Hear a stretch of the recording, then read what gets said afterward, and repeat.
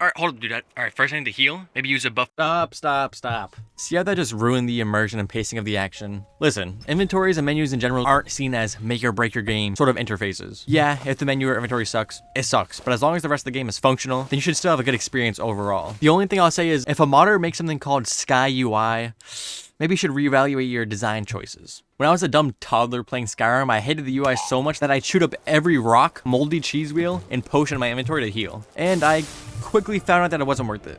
With all this in mind, it made me want to ask, how have inventories changed over the years, and what games have taken unique approaches to change the formula? So, let's start off with guns.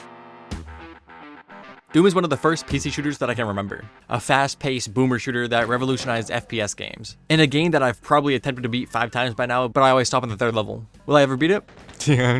The original Doom had a cast of 8 unique weapons. Playing on PC? That's fine. Look how many clicky-clacky buttons there are. The question is, how do we convert this into being accessible on this?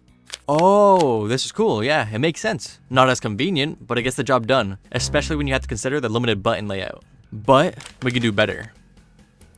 The radial wheel, yet again another revolutionary development to get controller players to be somewhat on par with alpha gamers. What's this beauty? Halo Combat Evolved for the original 2001 Xbox? Ugh, a masterpiece. Oh, how did this game change the weapon scrolling recipe, you ask? Well, by limiting your options to only 2 guns, completely negating the need for multiple inputs.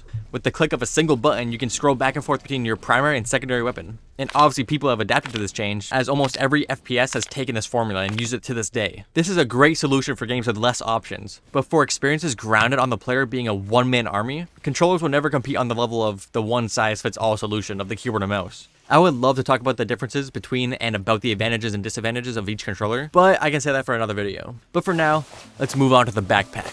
Inventories in games really depend on the type of game you're playing. If the game is open world and allows you to place the most random of objects into your backpack, or kill an enemy and leave them completely naked on the cold stone tiles of a random road just because you felt like it, then you probably have an inventory that looks similar to Bethesda games, that are organized by consumables, miscellaneous, and key item sections. If you're playing an ARPG, you'll have a more simple and visually convenient inventory that fills up fast, which constantly has you going back to your hub area to filter through your items, and finding what items you want to sell, and what items you want to keep. These are simple. Some do their jobs better than others, and with how much shiny little things you can snatch up and store, their layouts make sense. But I think most would prefer a more visually appealing and convenient UI. An inventory that's easy to navigate and easy to find your items, something like Breath of the Wild. I really hate mentioning the same games over and over, but Breath of the Wild seriously got their menu down to a T. For the most part. It's clear and simple. There's lots of pictures and we love pictures. It's organized, and another big factor is there's less options. You can't just put every one of your victims' shoes into your backpack and store them. Or steal an entire kitchen's worth of pots and plates that you forgot that you did in the beginning of the game. The fuck? I still have this shit. Less options is a lot less overwhelming, and just not as much of a headache. No more sifting through your entire inventory to find that random piece of stone that you accidentally picked up instead of the weapon you found. This leads into my second point. The over-encumbered state. My biggest gripe with some open world games is weight limits. I find it pretty ironic that our inventories can be an endless void of just the most random assortment of items, just to then find out that we're too weak to hold it all. In games like Tarkov or Valheim, yeah, I can see why. It either plays into the tense situations to heighten those risk-reward factors, or there's unique ways around carrying hefty loads.